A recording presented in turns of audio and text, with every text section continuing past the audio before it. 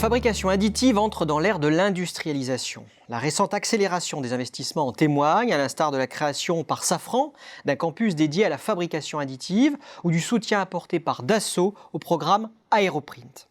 La filière aéronautique s'en sert notamment pour créer des pièces aérodynamiques légères tout en respectant les cadences de production imprimées en petite et moyenne série.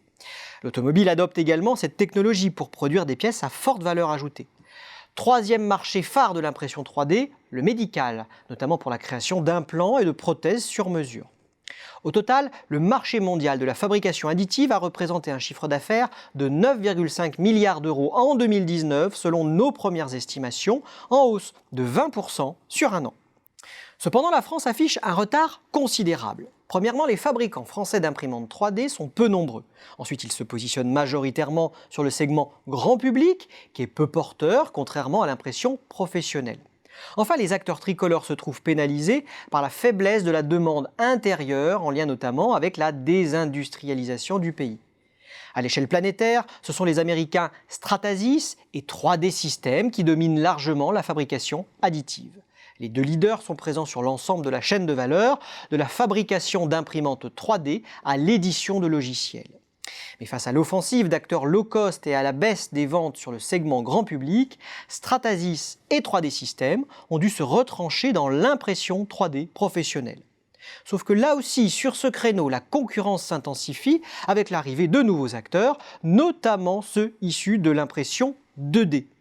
Après HP et Ricoh, c'est au tour de Xerox de faire son entrée sur le marché en mettant la main début 2019 sur Vader Systems, un concepteur d'imprimantes 3D métal.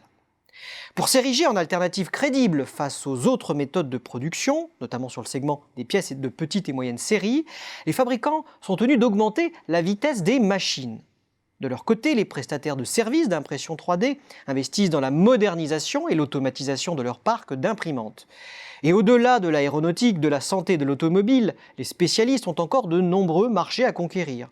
Pour ce faire, ils misent sur des partenariats avec des organismes de recherche ou des industriels.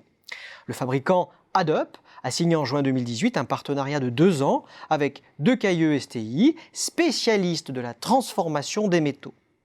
Autre option pour diversifier ses marchés clients, les acquisitions, comme l'a fait le fabricant tricolore Prodways, qui a mis la main sur la société Surdiffuse l'embout français pour ainsi devenir le leader national sur le marché de l'embout auriculaire sur mesure. L'industrie hexagonale peut enfin compter sur l'appui des pouvoirs publics, qui cherchent à accélérer la diffusion de la fabrication additive en tant que technologie structurante à long terme.